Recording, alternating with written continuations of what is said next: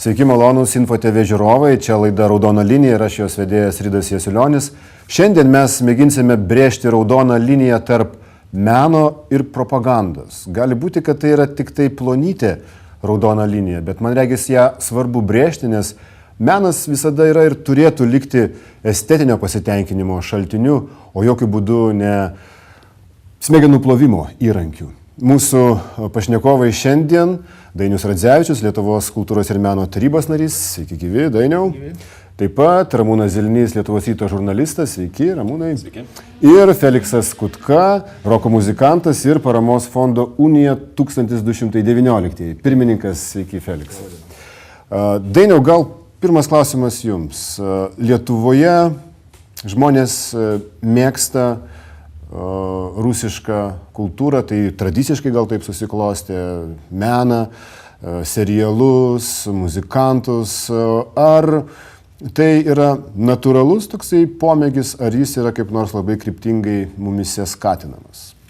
Aš pasakysiu paprastai, pomėgis šitai kultūrai ir masiniai kultūrai tame tarpe, jis buvo formuojamas daugiau negu 100 metų. Nors daugelis dabar kalba apie sovietmečio įtaką ir kažkodėl paprastai prisimenama tik tai sovietmečio, tarkim, kino industrija, populiarieji filmai, kurie skirti, pavyzdžiui, kokiam nors progom, tarkim, naujiems metams arba panašiem dalykam. Bet reikia nepamiršti, kad iš tikrųjų reikia prisiminti, kad Rusijos kultūra ir populiarioji kultūra Lietuvoje jau yra gerokai daugiau negu mes siekia mūsų daugelio atmintis 20 amžiuje. Tai mes galim prisiminti trumpus istorinius periodus, kai tarkim net ar 19 amžius, ar 20 amžiaus pradžia, ar nepriklausomybės atgavimas 20 amžiui buvo toks savotiškas galbūt įsiterpimas ir atkūrimas tam tikrų dalykų, bet net 20 amžiaus pradžioje reikia prisiminti, kad ir mūsų literatūros kūrėjai ir dabartiniai vadinami klasikai, jie irgi jau tada pastebėjo, kiek daug lietuvių sąmonė yra paveikta kitos kultūros ir kitos kalbos. Ir nebereikalo dabartiniai mūsų vadinamieji kultūrininkai tuo metu, tautinio atgimimo žmonės, jie turėjo nemažiau rūpesčio negu mes šiandieną, o gal net ir daugiau. Ir jeigu mes kalbėsim ar apie Vincą Kudirką, arba Basanavičių, arba kitas asmenybės, tai jų susirūpinimas, mano galva, buvo žymiai stipresnis, nei mes taiga čia dabar keletą metų diskutuojame,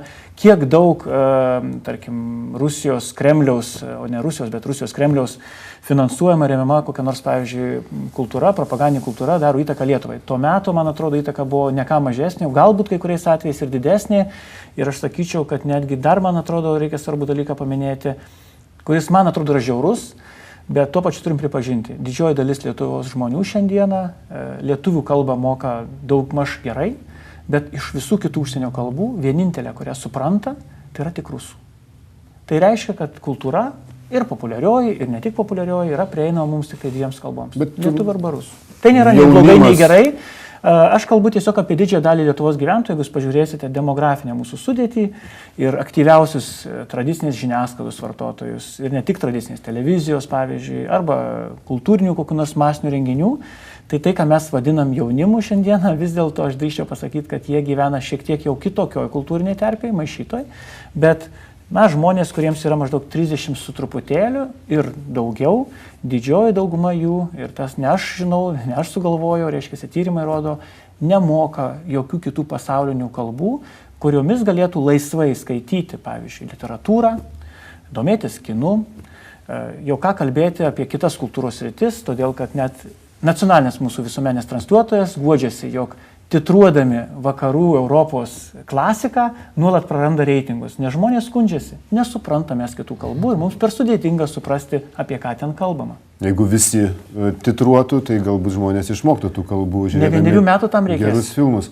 Ramūnai, o kaip yra? Čia istoriškai galbūt susiklostė, kad nes ir mūsų kultūra galbūt yra šiek tiek artima rusų kultūrai, klasikiniai kultūrai ir galbūt tai yra visiškai natūralu, kad žmonės krypsta į rusiškus menus. Gal čia nieko tokio?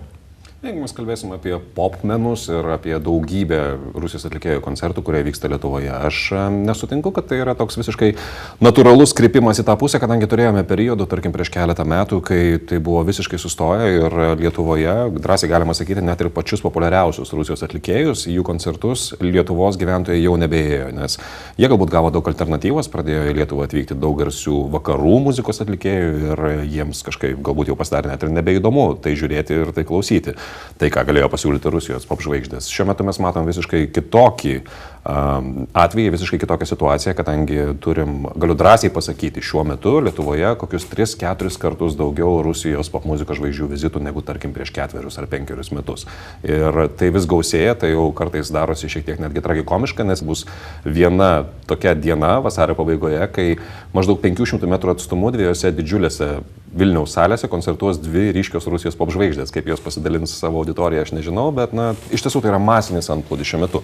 Ką aš noriu pasakyti, atsakant jūsų klausimą, kad tokio mano akimis konkretaus apibrėžimo, kad mus labiau traukia rusiška popkultūra šiuo atveju, negalim daryti, nes tikrai buvo laikotarpis, kai atrodė, kad jos visiškai niekam nereikia, kai koncertų organizatoriai rovėsi nuo galvų plaukus, kadangi buvo prisipirkę Rusijos atlikėjų ir jie atvykdavo ir arenos būdavo tuščios ir jie niekaip nesuprato, kas čia dabar bus.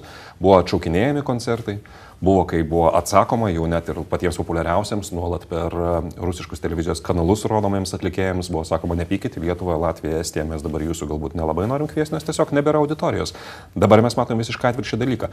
Aš manau, kad galbūt tam tikri laikmečio ženklai, tam tikros įvairios situacijos, kurios vyksta aplinkui, įtakoja tą susidomėjimą arba, tarkim, kitas priežastis, dėl kurių žmonės nori lankytis arba vartoti tam tikrą rusišką kultūrą vienokią ar kitokią. Jeigu mes kalbam apie populiariją, tai kad ir apie tos pačius filmus lygiai taip pat, tai mes galim daug čia susėdę prie stalo kalbėtis ir kalbėti apie tai, kad vyksta galbūt tam tikra invazija tos kultūros, bet aš esu visiškai įsitikinęs, kad yra tam tikrų dienų metuose, kai visi didieji televizijos kanalai, gal ne visi, bet didieji televizijos kanalai tikrai rodys nostalgiškus rusiškus filmus, nesakys, kad yra tokia paklausa, visi mūsų tyrimai rodo, kad žiūrovai nori žiūrėti šitos filmus.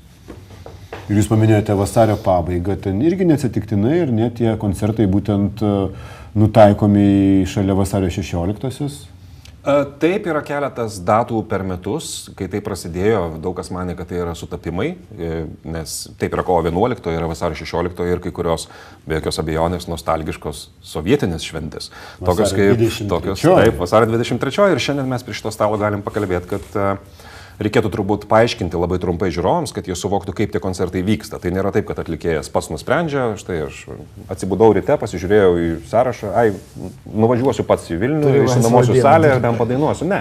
Atlikėjas tiesiog pasiūlo vietiniam koncertų organizatoriui tokią galimybę. Štai aš darau gastrolės ir tą dieną aš galiu būti Vilniuje, mano kaina yra, tarkim, tokia ir jeigu tu nori, štai prašom, pasamdyk mane, parduok bilietus, užsidirbsi. Čia labai supaprastinus vyksta štai taip. Ir buvo pastebėta tai prieš keletą metų, kad kažkaip tai vyksta taip, jog Rusijos atlikėjų koncertai Lietuvoje, sausio 14, kovo 12 ir 13, vasario 24, vasario 22.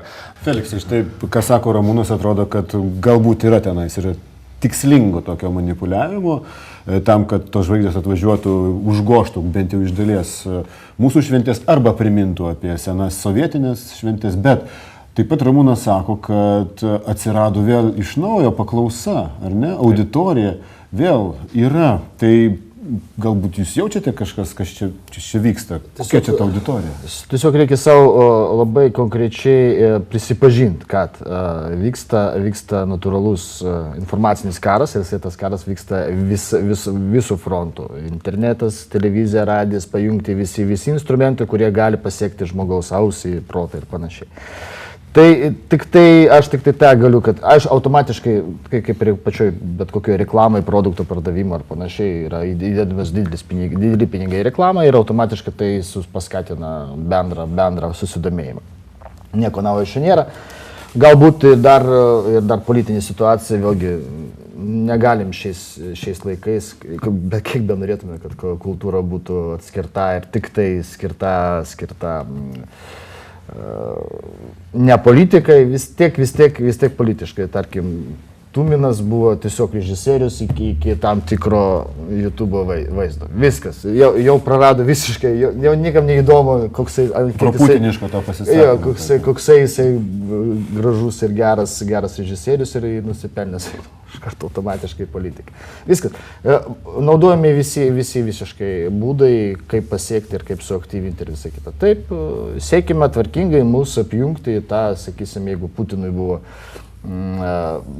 geopolitinė katastrofa, reiškia, žlugimas Sovietų Sąjungos, automatiškai daug ką pasako apie patį žmogų. Tai automatiškai mūsų gražinti į tą ratą, į tą įtakos sferą, jeigu ne ginklų, bet jau tų kitų ginklų, tai sakytas, propagandinio ir sakysim, save nepaleisti iš savo įtakos sferos. Galbūt iš tikrųjų ir kai kuriems žmonėms ir Lietuvoje tai buvo katastrofa. Jie prarado kažkokią savo didžiąją tėvynę, kažkokį saugumo jausmą, galbūt kultūrinę tapatybę netgi.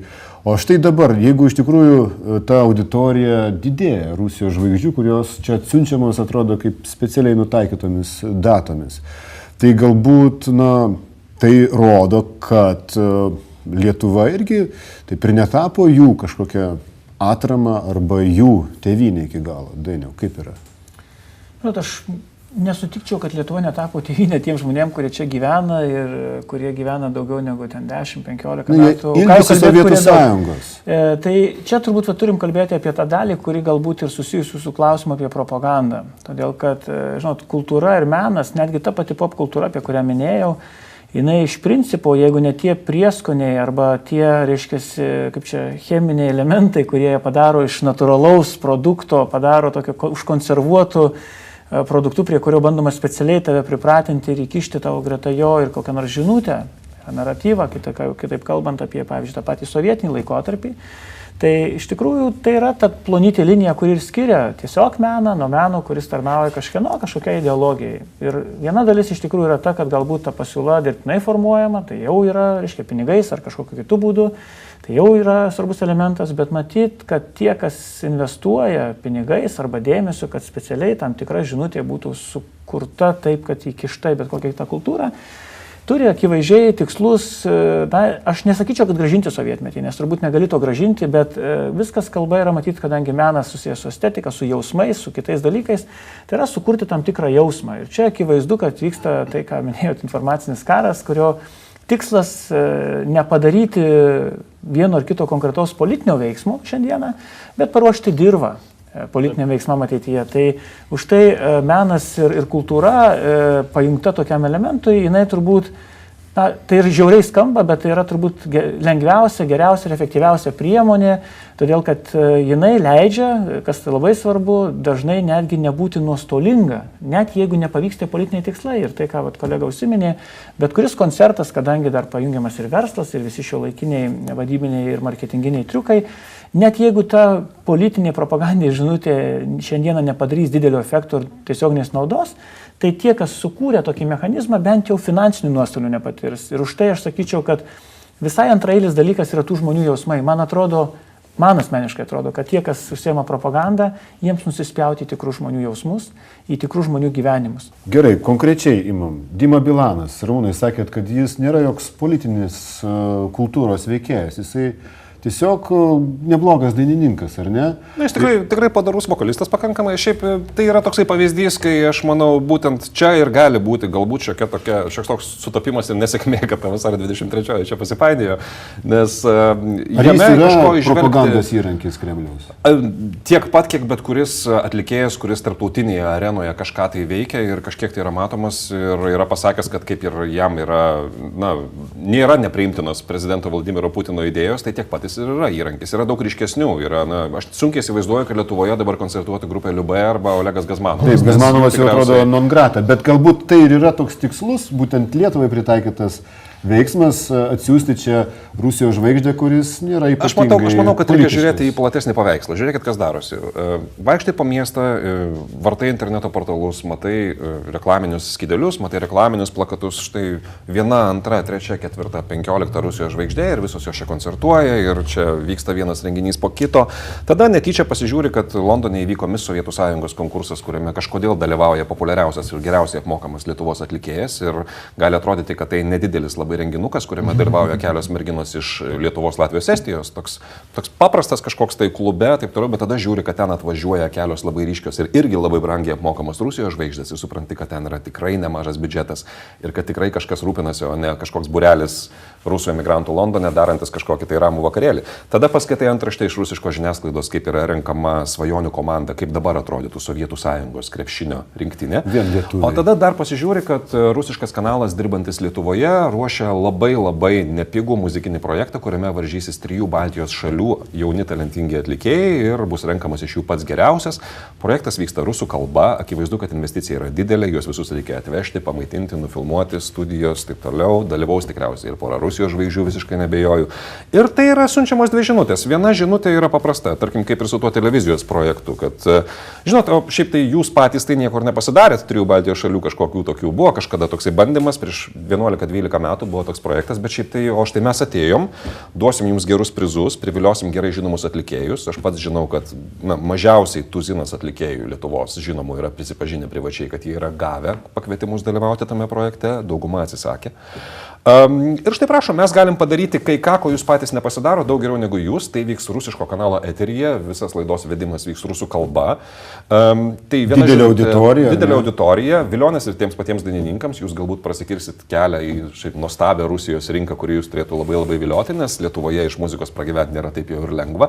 Tai vienas dalykas yra tai, kad tu siunti tokią erzinančią žinutę žmonėms, kuriuos tai erzina, kad, na, štai žiūrėkit, jums čia atrodo, kad jūs su vakarais kažkur jūs čia atskirai, ne, nieko panašaus, mes čia visi kartu, prašom, krūva mūsų atlikėjų, žmonės ateina į koncertus, skamba rusiškos dainos, mes visi kartu, mes visi sienos yra.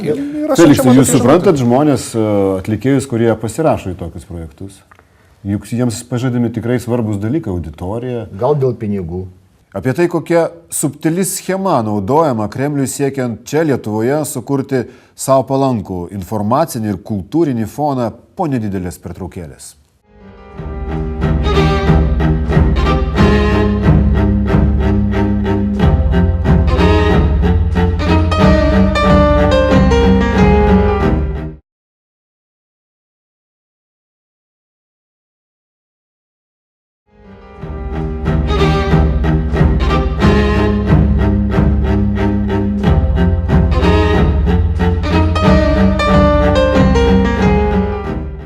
Sveiki sugrįžę, čia laida Raudona linija ir šiandien joje mes kalbame apie tai, kaip įvairiai reiškiasi Rusijos informacinė agresija čia Lietuvoje. Įdomu bus pažiūrėti tą galutinį skaičių mūsų atlikėjų, kas net yra atlikėjų. 20 atlikėjų, aš jau dabar galiu pasakyti. Jeigu jau dabar jie žinomi Lietuvoje, tada man klausimas. Yra keletas žinomų Lietuvoje. Tik aš noriu pasakyti, baigiant atsakyti jūsų klausimą, aš visiškai įsitikinęs, kad toje laidoje nebus jokių kalbų apie tai, kad čia yra buvusi Sovietų Sąjungos teritorija ir mes štai dabar draugiškose, broliškose respublikose darom kažkokį tai koncertą ir dabar visi. Ne.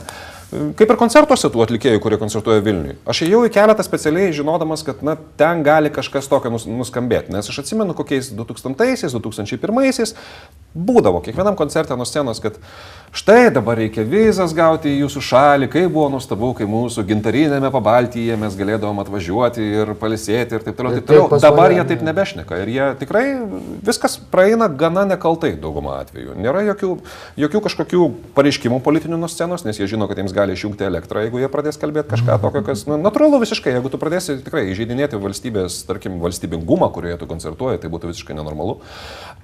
Bet tokiais minkštais būdais. Jie kaip ir visi draugiški, myli, nieko čia neprisišneka, jie kažkaip atvažiuoja, tiesiog padainuoja savo dainas. Na, jeigu ne kalėjimo dainas, kaip kartais irgi būna. Prieš metus mes turėjome Michailą Šafutinskį, kuris yra Rusijos kalėjimo dainų žanro vienas iš lyderių. Ir kažkodėl jo koncertai vyko, jeigu aš teisingai atsimenu, tai buvo kovo 12, kovo 13. Kovo 12, 13, 14, kažkas tai tokio. Prieš keletą metų, jokia paslaptis, koncerto organizatoriai kartais paskambina ir pasitarė. Jie sako, žiūrėk, mes čia turim projektą, bet kažkas čia kaip tau atrodo. Ir aš nesakysiu nei vardo atlikėjos ar grupės, apie ką tai buvo, nesakysiu tikrai, kas tuo užsiėmė, nes tikrai tai yra tie, kuriems buvo atėjęs tas pasiūlymas, yra labai padorūs žmonės, mano akimis, bet kažkodėl buvo vienas rusiškas koncertas, kuris mir gyvenk turėjo vykti sausio 13. Ir aš sakiau, sausio 13 ne. Tai tikrai didelė nesąmonė, nes šiuo atveju eina kalba apie muziką, kuri šiek tiek yra jau į tą pusę, kai jau, tokie lengvos šovinistinės gaidelės, tarkim, joje yra. Ir jie pasakė, gerai, mes to koncerto nedarysim, tas koncertas neįvyko, bet jie irgi pasakė vieną dalyką, žinai, viskas taip gudriai aplošta. Jie visi sako, kad jie atvažiuoja maždaug sausio 13 į Lietuvą pasveikinti tautiečių su rusų senaisiais naujaisiais metais, nes maždaug tada visą tai išpuola ir čia jokios politikos be jokios abejonės nėra. Ką aš noriu pasakyti, kad labai dažnai viskas yra neatvirai, netiesiai ir manau, kad tiesiai ir atvirai ir nebus. Visą tai yra kuriant foną, kuriant tam tikrą tokį dumblą. Kam tas fonas reikalingas? Jums papildyti, matote, reiškia, vėlgi mes žiūrim nuo galvos, ne, kas reiškia, kaip patys rusai įvertina, tie rusai, sakysim, taip, kurie opozicijai vertina Putiną. Tai yra gopnikų mentalitetas. Tas, reiškia, atvejs, kai siūlo ten sausio 13 ir panašiai, tai yra, aš rusiškai pasakysiu, tai yra vadinasi jūriškai tos kalba, vadinasi prajechatsą po ušam. Tai čia prisivažiuoti per ausis, reiškia, kad tu tai sigrat na lacha. Ta prasme, žmogų, reiškia, paimti ir aplošti jį savo gudrumu. Tai tas ir vyksta, žiūrėt, mentalitetas, užkalbėjimas, dumimas arba ten, kitas yra posakis iš italų mafijos, maždaug kas tu man šitą į akis sisioji ir sakai, kad čia lyja. Tai maždaug, yra toksai ne visiškai gudrus, bet kai mes anksčiau sakysim, toj politiniai sistemai arba toj platmei augom, tie, kurie vyresni šiek tiek, tai mums labai akivaizdu, viskas tvarkoja aišku. Jaunimo jau gali būti tie, kurie, sakykim, mano sūnus, 22 metų, kurie ten po 22, jisai manęs atsiklausinėja. Tėvai, palauk, kodėl tu čia taip ant tų rusų varai? Kodėl tu čia taip, sakau, aš nevarau ant tų rusų, pažiūrėk. Ir pradedi jam aiškinti tos tiesos, tos, reiškia, pusiau kalėjiminių žargonų, reiškia, reikšmės, siekius ir visai iki. Dabar viskas aišku. Kitiem, kuris, tai, tarkim, kiti jauni žmonės, kurie neturi tokį tėvą, kuris, sakysim, tas sujungintis post ir dabartiniais laikus, jiems sunkiau suprasti ir čia natūralu. Tai ką, ir mes grįžtam prie to, kad mokytis ir dar kartą mokytis. Ir nieko nepadarysi, aš tai pacitavau, bet kalba apie tai, kad vis tiek trūkumas informacijos ir mums reikia ir savo ateičiai, ir, žinau, tik 25 metai iš nepriklausomybės, matyti reikia kaip žydam 40 atkentėti, kad būtų atsistotų viskas į savo vietas. Na, o dabar jūsų dėmesio Vytauto Didžiojo universiteto profesoriaus Lauro Bielinio įžvalgos apie Rusijos vykdomą kultūrinę ir informacinę agresiją. Kada kalba užeina apie televizinės laidas, ypač laidas ir kanalų gausą iš Rusijos, iš tikrųjų mes turim suprasti, kad tai nėra tik tai komercija. Tai yra normalus manipuliacijų viešąją nuomonę procesas. Rusija siekia padaryti psichologinį poveikį visai visuomeniai ir turi tam keletą tikslų. Vienas iš jų, labai svarbus tikslas Rusijos režimui, yra išlaikyti rusakalbių lojalumą Rusijai. Kad jie išsaugotų gerąjį jausmą Rusijos atžvilgių, nenutoltų nuo jos ir kad iš tikrųjų prioritetų būtų Rusija, o ne Lietuva. Tai yra labai svarbu ir todėl rusiški kanalai transliuoja tą gerosios Rusijos ir kitų abejotinų arba nelabai tinkamų šalių kontrastą. Tokiu būdu rusai neleidžia įsiterpti kitoms kultūroms, kitoms kultūrinėms tendencijoms. Palaiko tą nuomonę, kad kita galbūt ir nėra įdomu. Na, pavyzdžiui, mes regime daug galbūt menkaverčių kanalų iš Rusijos, tačiau neturime pasirinkimo, sakykime, žiūrėti lenkiškus kanalus. Vienintelė Polonija. Neturime didžiulio pasirinkimo žiūrėti vokiškus kanalus, išskyrus keletą trečio plano kanalų. Prancūziški kanalai iš esmės nustumti kažkur į pakraštį. Skandinaviški kanalai neegzistuoja.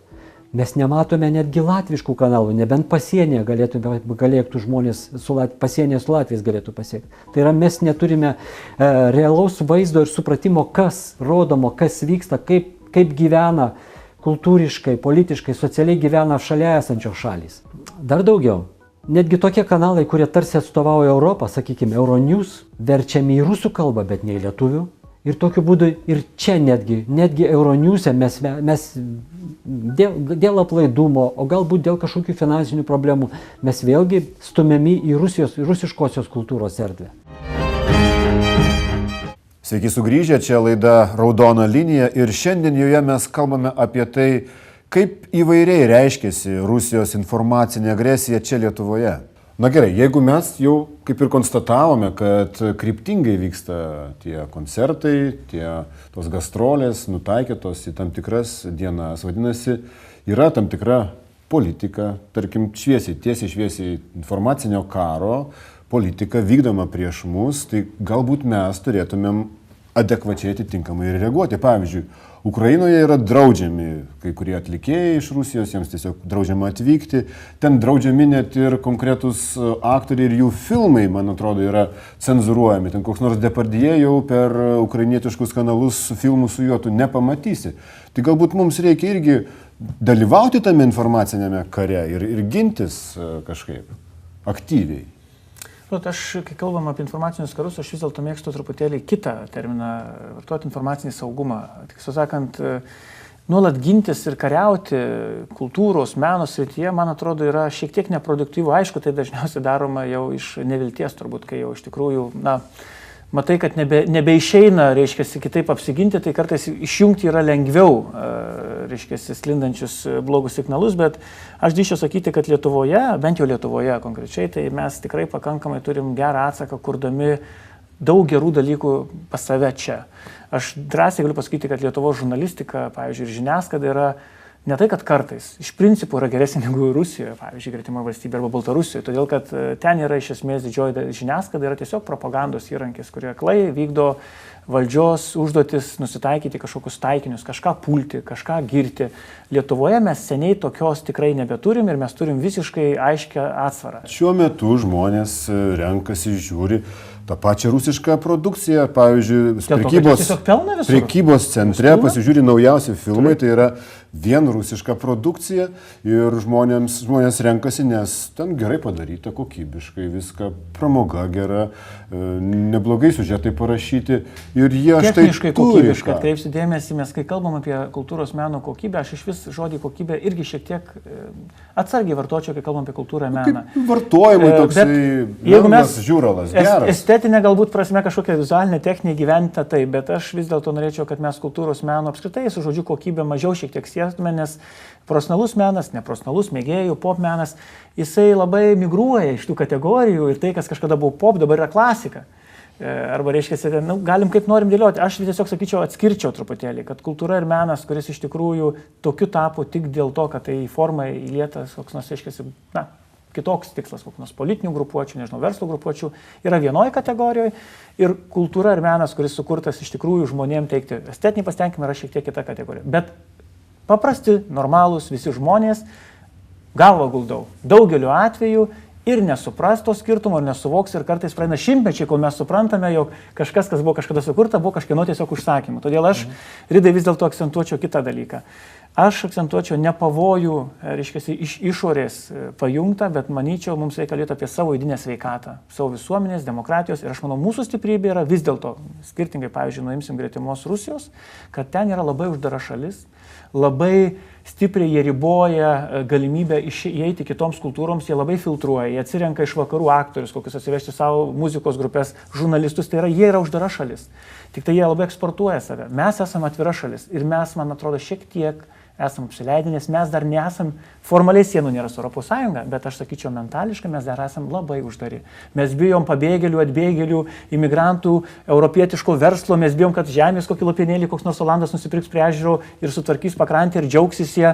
Mes bijom daug dalykų, mes turim dar baimių, kurios iš tikrųjų, šita dalim yra šiek tiek panašios į autoritarinės šalis, kur žmonės bijo kitų kultūrų, bijo pažinti kitas kultūras, nors tuo tarpu mes esam netgi priklausomi nuo vienos iš tų kultūrų. Bet galbūt taip ir yra dėl to, kad žinutės, vat, per tuos filmus, per serialus, žinutės ten paliekamos, įpakuojamos taip subtiliai, jos akivaizdžiai nematomos, bet jos paliekamos būtent tokios mentaliteto prasme, gal mes užkrečiami esam tokiu, Dainiau, kaip sakai, mentalitetu. Mūsų kūnai yra atviri, mes vėlgi grįžtam, didžioji dalis kultūros ir meno, ypač rašytinio arba kurie susijęs su kalba, yra iš tikrųjų, nėra ką slėpti, žmogus atsiveria, kai jis moka komunikuoti ir moka priimti save. Ir aš vėlgi grįžtu, mes turim didelę bėdą. Lietuvos žmonės, didžioji dalis šiandieną nemoka net kaiminių šalių kalbų, nekalbu apie tolimesnės kultūras. Ir aš manau, kad yra didžiulė bėda šalies, apskritai žiūrint į ateitį, jeigu mes būsim uždari kalbiškai, kultūriškai, jau ne pagal kitas rytis, tai mes iš tikrųjų pasmerkti trauktis, nuolatos gintis, nes mes jausimės, kad mus puola, mes turim pasaulį mokėti atverti savo pirmiausia patiems. Bet taip ir yra, mes atsiveriam pasaulį, kuris ateina štai Rusijos produkcijos į vieną pusę atsiveriam, į vieną pusę atsiveriam. Ir jis mus veikia taip, kad mes ir nenorim daugiau nieko kito. Mes ne į pasaulį, mes į vieną langelį atsiverę esam tik tai. Kas čia uždaras ratas? Gal nereikėjo taip dramatizuoti, kad mes čia jau vieną pusę atsiveriam, tarkim, paimam tą patį jaunimą ir išsilavinimas. Problema yra paprasčiausia. Yra mažai išsilavinusių žmonių. Viskas. IQ, mentalitetas ar IQ lygis yra visiškai, ne visiškai, bet jeigu trečdalis, pagal kažkokius aš netikiu tom apklausom, aišku, bet jeigu kažkur tai pasakė, 30% Lietuvos apklaustų žmonių pateisina Putiną, reiškia, politiką Lietuvoje gyvenančią. Arba čia kažkur... O kiek rusiškų filmų eteryje? Sąmoningumas programų direktoriui ras. Vienas dalykas, taip, reiškia... Žiūri, jie sako, tai čia yra produkcija, jie žiūri. Televizija, pažiūrim, įjunkit ten jūs po naujienų iš karto. Ten bus mentai, amonai... Nes gera auditorija. Visokie ir Muhtarai su sugrįžimais. Ir ten visą laiką paliekamas tas, reiškia, taip patys rusiški filmai, serialai. Aš nežinau, gal jie primoka kas nors dar, kad jos leistų. Gali tai būti? Gali būt ne. Galbūt, kiek aš girdėjau iš tų pačių televizijos žmonių, kad, nei velnio, mes tiesiog pasirinkam, žinodami, kad tai paklausa bus mūsų ryškių. Televizijose vakarietiškų serialų turbūt yra mažiau negu rusiškų. Ir to sakau, naujausių kino filmų. Bet yra norvegiškas okupuoti, pavyzdžiui, filmas, kurį puikiai aš netgi Austrijoje nustebau, nuvykęs, apie kurią kalbama, kad yra dažnai, tarkim, prorusiška valstybė, ten reiškiasi, kur reiškiasi daug visokių palaikymų ir Lietuva yra nukentėjusi dėl vieno veikėjo neišdavimo Lietuvai dėl Europos arešto orderio. Bet aš šitom dienom kaip tik lankiausi Austrijoje ir per jų visuomenį transliuotą rodo tą patį norvegų, švedų, prancūzų filmą Okupuoti. Visiškai kitokio būdo, stiliaus, reiškia, filmas, serialas, kuris ir Lietuvoje rodomas. Ir tai yra alternatyva. Galbūt mūsų žiūrovams gali susidaryti įspūdis, kad mes brėžiame liniją tokią tą raudoną tarp meno ir propagandos, tarp rusiškos ir nerusiškos produkcijos. Bet galbūt taip nėra. Iš tikrųjų, kaip galima būtų apibrėžti tą pavojų, kai žmonės vartodami meno kūrinius, kai jie yra užkrečiami kažkokią tą propagandą, kažkokiu būdu jiems pradedamos plauti smegenis. Ar galima kažkokį tą ribą nubrėžti, įvardinti ją kažkaip? Tai yra būtent fonas, tai yra sukūriamas kasdienis fonas. Kai tu pradedi galvoti, kad tai yra absoliučiai normalu, kad plakatuose yra kirilica, kad įsijungus televiziją yra rusiškas, skamba rusų kalba, kad yra rodomas rusiškas filmas, tai tiesiog po truputėlį pradeda tave taip pat veikti. Ir tai yra daugybė įvairiausių kelių, būdų ir įvairiausių tokių netgi labai subtilių dalykų. Tarkim, aš noriu duoti, kalbant apie popkultūrą, tokį vieną latvišką pavyzdį, kur žmonės yra pakankamai pasimetę, nes Latvijos pati populiariausia grupė, nežinau su kuo lyginti, su Foje, Lietuvoje turbūt didžiausio klestėjimo laikais, yra grupė Brainstorm, kuri dabar vadinasi Prata Vetra ir tai yra nacionaliniai didvyriai, apie jų vokalistą kalbama, kaip apie žmogų, kuris vieną dieną, jeigu norės būti prezidentu, tai jis to prezidentu bus, nes labai populiarus žmogus, labai geras, nuoširdus, protingas ir viskas su juo yra labai gerai, bet visi lygiai taip pat žino, kad pagrindinis jų pajamų šaltinis šiuo metu yra koncertai Rusijoje, nes ten ta grupė yra populiari, jie ten gali išvažiuoti, gauti didelius honorarus, keliauti per visą Rusiją. Plius dar prie to, kad jisai pasisakęs, reiškia, apie tam tikrą nostalgiją sovietmečių. Buvo vienas iš... Gal iš konteksto. Ten buvo iškreipyta. Tiesą sakant, aš manau, kad ten buvo iškreipyta. Bet šią vasarą buvo istorija, kur kas nutinka. žmonės pradeda abejoti savo tam tikrų lyderių, nes jisai, popkultūroje tarp jaunų žmonių, tarkim, tarp 30-mečių irgi jis yra tikrai labai svarbus pavyzdys. Netgi turėtų nešti tam tikrą moralinį pavyzdį, ar ne? Ir ta grupė šią vasarą koncertavo tiesiog vienam renginį Maskvoje, kurie negalėjo turbūt pasakyti ne dėl daugybės priežasčių. Pirmiausia, dėl to, kad ten buvo 100 000 žmonių ir jie buvo pakviesti kaip pagrindinės žvaigždės. Problemėlė yra ta, kad tai yra festivalis Našestvėje, kuriame stovi tankai, kuris yra remiamas Rusijos gynybos ministerijos, kuriame galima čia pat atėjus į festivalį, nusipirkus bokalą alaus, užsirašyti savanorių į kariuomenę Rusijos ir kur vyksta visiškas rusiškos galybės demonstravimas, skraido naikintuvai ir taip toliau, taip toliau.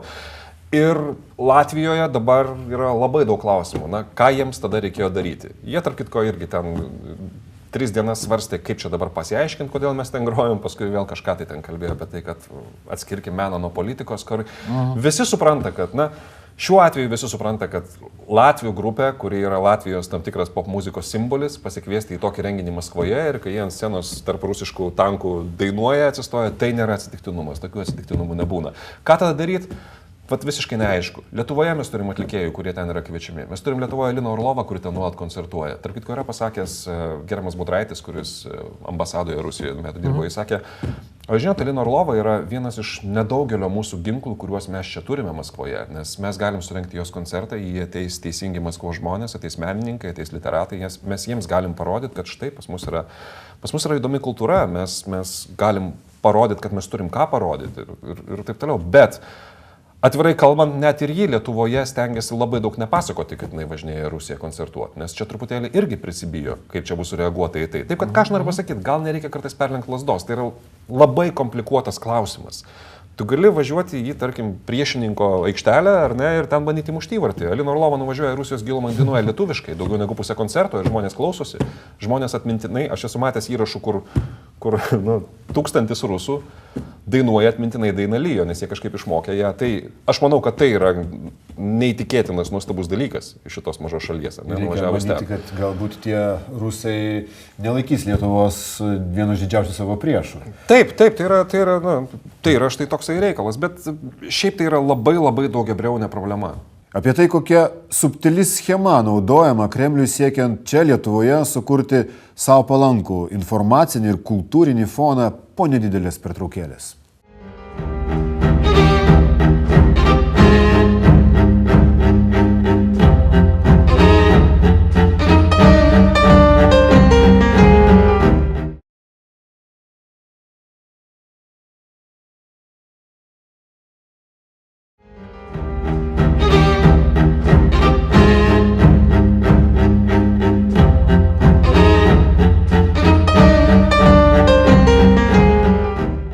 Sveiki sugrįžę, čia laida Raudona linija ir šiandien joje mes kalbame apie tai, kaip įvairiai reiškiasi Rusijos informacinė agresija čia Lietuvoje. Bet mes galim taip tvirtai jau teigti, kad negalim atskirti meno nuo politikos, jeigu tas menas yra pagamintas daugmaž Kremliaus užsakymu. Kremliaus užsakymų gaminamas menas, čia vėl klausimas šiuo atveju. O kaip įrodyti, kad tas menas yra užsakytas Kremliaus dabar? Galbūt žmogus ir mums parodo būtent per mūsų šventes? Mes galim tik daryti tarimus. Atvirai kalbant, aš esu girdėjęs iš keletų žmonių, kurie turi pakankamai daug reikalų Rusijos šou versle, kad viskas yra labai subtilu. Kodėl jie atvažiuoja būtent tomis dienomis? Nes prisiminkim, kad mes kalbam tik apie keletą koncertų per metus, kurie vyksta aplink tas datas, bet yra dar daugybė kitų, kurie galbūt nesusiję, kurie tiesiog, Rusijoje dabar nusirito rublis žemyn, jie dabar jau neberiečia nosies ir važiuoja į Baltijos šalis, kurie čia gali tos eurus pasiimti, nes jų galimybės irgi ribotos. Jie gali Vokietijoje imigrantams pagroti, gali Izraelyje pakoncertuoti, kur turi daug auditorijos, o tada lieka būtent Rusijos visos kaimynės, kur jie dar turi kažkokią tai įtaką, kažkokį populiarumą. Bet, kalbant apie tuos, kurie atvyksta būtent tomis švenčių dienomis arba šalia tų dienų, yra toksai. Niekas to dabar negali galbūt įrodyti, bet yra tokios žinios, kad gali būti tam tikros skatinimo programos. Tiesiog. Ką tai reiškia? Tu gauni tam tikrą galbūt subsidiją, galbūt kažkokią, pavadinkim tai stipendiją, galbūt pažada gauti keletą kitų koncertų Rusijoje svarbių, galbūt kažkokių tai užsakymų ir lyg netyčia, tu vykdamas į tas Baltijos šalis, tarkim, šalia svarbių tom šalims dienų arba tomis dienomis, kažkaip netyčia tavo honoraras tada yra, kurio tu nori iš organizatoriaus, yra kur kas mažesnis negu paprastai tu prašai. Ir natūralu, kad organizatorius Lietuvoje sako, na va, aš didelę Rusijos pop žvaigždę galiu pasikviesti už pusę kainos, aš daug uždirbsiu.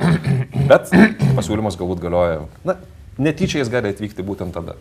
Tai dabar galvok, imti ar neimti. Tai, žinot, žmogus, kuris iš tikrųjų skaito ir domisi, kas vyksta pasaulyje dabar, kas vyko prieš 10, prieš 100 metų, gretimuose šalyse toliau, domisi politika, istorija, kultūra, jisai gerokai lengviau išskaitys žinutes ir jas priims, reiškia, taip, kaip jis kritiškai prieima. Ir jis atskirstos pelus nuo grūdų. Problema yra nekritiškai mąstantys žmonės. Tai mūsų nekritiškumas galbūt pagimdytas šiandieną, drąsiai galim sakyti, vartotiško tam tikro požiūrio. Ir aš kažkaip galvoju, kad matyti didžioji bėda yra pernelyg galbūt intensyvus vartojimas tų tokių pop produktų, tos pačios televizijos rymas valandas, reiškia, sėdint prie televizoriaus, į pop koncertus tik tai vaikščiojimas. Jeigu žmonės vaikščiotų į skirtingus koncertus, reiškia, ar lovos, ar kažkieno kito, tai tada tas pasaulis tau atsivers kitaip ir tu greičiau suprasi, kas yra kas ir tau nebereikės, kad kas nors, reiškia, brėžtų ploną raudoną liniją. Pats smegenyse nusibrėši tą liniją ir pelus nuo grūdų tikrai atskirsi. Šviesti save reikia, mokinti, skaityti. Geriausia skaityti, beje. Atskirti galima, bet įrodyti yra labai labai sudėtinga. Bet ar reikia įrodyti? Aš manau, kad jeigu mes kalbame apie kultūrą ir meną, čia yra svarbiausia dalis. Čia yra paties žmogaus. Ir iš tikrųjų, jeigu žmogus pasiduoda, tai pasiduoda, jeigu ne, tai ne.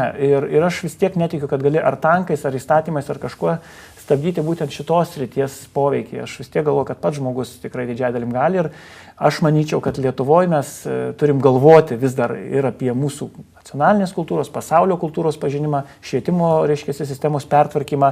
Čia yra tie dalykai, kurie, mano giliu įsitikinimu, galėtų pakeisti situaciją į gerąją pusę. Tai galėtų, bet ar gali iš tikrųjų, galėtų, bet ar vyksta, ar gali lietuviški serialai pakeisti, keičia, užgožti tuo rusiškąją produkciją. Užgožia, net jeigu mūsų moteris meluoja geriau, reiškia, arba vyrai kiaurės. Istoriniai visokiausi serialai. Aš žinokit, net galėčiau pasakyti, mes turėjom tokį pajuokavimą su kolegom čia, reiškia, Ukrainoje apie istorinius, reiškia, kažkokius filmus, tokius irgi mažus periodus, reiškia, laikotarpis, koks nors, pavyzdžiui, Herkus Mantas, reiškia, filmą, kurį mano kolegos Ukrainai sakė, oi, mes matę dar ten seniau Šurną. Kada tas buvo? Nesvarbu, bet tai yra kolegos, kurie dirba televizijoje, kurie yra, reiškia, dabar dar kuriantys televizijos programas, jau šiuolaikiškas programas, prisiminė tą filmą ir titrus. Ir reiškia, ir tą seną legendą, reiškia, kaip ten lietuviai, reiškia, kovojo prieš vokiečius, vos ne fašistus. Ir tokia mistiška kvaila istorija, kur lietuvių tas, reiškia, išdidumas, kova ir jeigu ne lietuvių, tai baltų, bet, žodžiu, vis taip kažkaip čia susijęs su Lietuva, jiems daro tokį neišdildomą įspūdį. Ir Antaną Šurną, kurio dabar mes čia dėja neturim jau gyvo, bet jis dar dabar gyvas ir netgi gyvesnis negu mums atrodo. Ir jeigu mes kartais išgyvename, kad koks nors filmas ar serialas ten kokio nors 30 ar 40 metų senumo daro poveikį, tai žinau, kad daro ir kiti.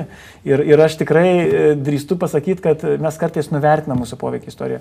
Šių metų Liepą aš turėjau puikų susitikimą Turkmenistane su turkmėnais, kur yra viena uždariausių pasaulio valstybių, antra po Šiaurės Korėjos. Ir aš tikrai galvoju, kad jeigu žmonės neturi YouTube'o, neturi šeimų internetą, tai jau turbūt tikrai yra kažkaip labai paveikti ir atkirsti nuo pasaulio. Ir staiga man užsiminus apie diskusiją apie, reiškia, antrą pasaulinį karą, kad jis prasidėjo 300 metais, kas pradėjo. Jis sako, tai mes žinomgi, kas pradėjo 300 metais. Ir geriau už mane, reiškia, kolegos, reiškia, išdėliojo žmonės pakankamai jauni, reiškia, Stalino ir Hitlerio, reiškia, sąmokslą Lenkijos užpuolimą, padalinimą ir vienam bičiuliui iš Maskvos atvykusiam, kuris nusistebėjo, kad Lietuvoje sovietinis ir fašistiniai režimai yra abu okupaciniai ir neigiami.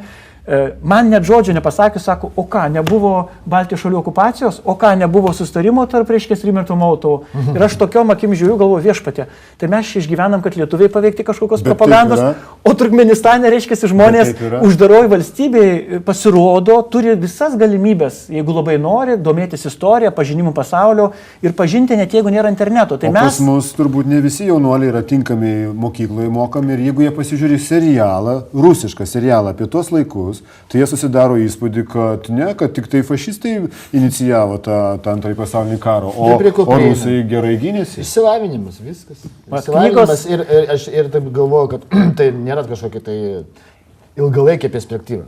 5 metai. Vat vaikas pradeda, tarkim, eiti į mokyklą, ten 6-7 metų. Ir va, ten plus 5 metai gaunasi 12, kada jis jau pradeda jau ir brendimas ir visai kita, jau pradeda jau paauglystė, jau kritiškas mąstymas, jau kaip asmenybė pradeda formuotis. Viskas, 5 metai. Tai biudžetas, tai jeigu Lietuvos biudžetas, tarkim, kažkokiu tai neįtikėtinų būdų persiskestis ir pritrauks, sakysim, su pinigais geresnių, reiškia, profesionalų mokytojų visų pirma. Čia tema Ir 5 metai, aš jums sakau, kad tai yra 100%, reiškia. Tada jau visos šitos pasiekmes, kritiško mąstymo, nemąstymo, šitos informacijos įvertinimas, jie savaime bus. Ir ta produkcija nebepaveiks jo. Absoliučiai, žiūrės, kaip bus reakcija sąmoningo žmogaus. Ok, pasirinkimo laisvė, va, kitas kanalas, jeigu nori labai. Jeigu nori patikrinti, yra tas pats Google, ne veltui jį ten sukūrė. Tarkim, kažkokį tai faktą istorinį. Čia yra paprasta padaryti. Ir kad tai paprasta, ta visa Kremliaus industrija, kuri skirta būtent indoktrinuoti mus, taip paprastai ten nusamdžius gerus mokytojus nuo jos apsiginti. Ridai, propagandos silpnoji vieta, kad jinai iš tikrųjų statoma dažniausiai labai sistemiškai, nusekliai kaip kortų namelis. Daugelis esame matę, kas yra kortų namelis. Jis atrodo nekaltai, reiškia, iš tokių lengvų, reiškia, detalių, konstruojama po truputėlį iš apačios į viršų, bet jos silpnoji vieta turbūt yra, kad, na, iš tikrųjų propaganda labai lengvai, reiškia, išblaškoma, reiškia, parodžius, kad tai iš tikrųjų joks nenamas yra. Tai yra iš tikrųjų pastatyta ant, reiškia, visiškai dirbtinių dalykų, bet tam tai reikia žmonėms turėti žinių.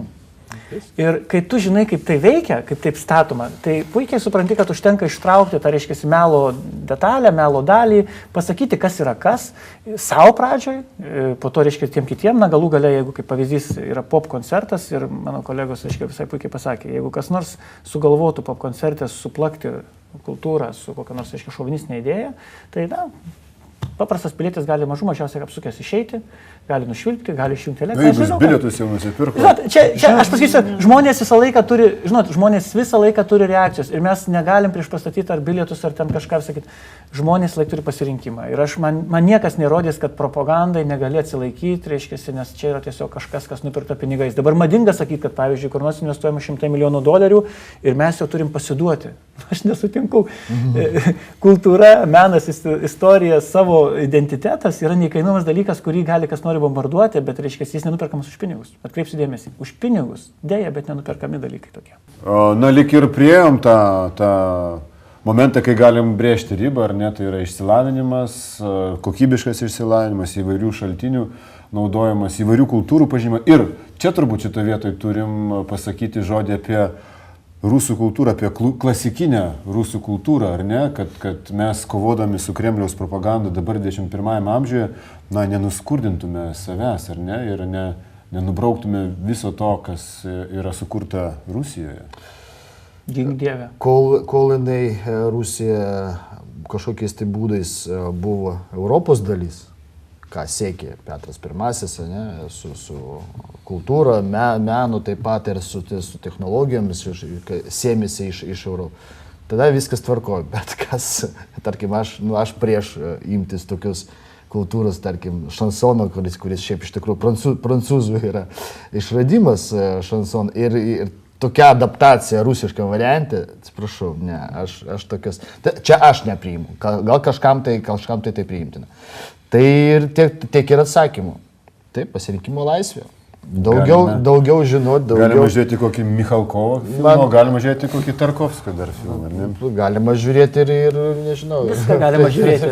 Aš esu asmeniškai atviresnis kultūroms, aš tik sakyčiau taip, kad žiūrėti galima viską ir vertinti viską ir reikia pažinti. Aš tikrai manau, kad teisūs tie, kurie kalba, kad mes turim pažinti istoriją ir net jeigu mes manom, kad Adolfas Hitleris yra blogis, mes turime vis tiek pažinti, kodėl blogis, kaip buvo blogis. Aš tikiu, kad žmonės pažindami daugelį reiškinių, pažindami iš įvairių pusių, gali padaryti teisingesnės išvadas. Problema, jeigu mes pažįstam tik tai vieną pusę. Ir propagandos turbūt yra ir silpnoji, ir stiprioji vieta, vienpusiškumas. Ir aš vėl apie Rusijos kultūrą visą laiką, kas be paklaustų, pasakyčiau taip. Tai yra vienas didžiausių malonumų skaityti knygas. Kągi, taigi mums patiems atrodo lieka tas uždavinys brėžti kiekvieną kartą tą ribą tarp meno, propagandos, tai mūsų atsakomybė. Ačiū už pokalbį Dainiui Radzevičiui. Ačiū. Feliksui Kutkai ir Ramūnui Zilniui. Dėkui. Ačiū, kad atėjote. Ačiū ir jūs malonūs Info TV žiūrovai. Čia buvo Raudona linija. Likite su mūsų kanalu.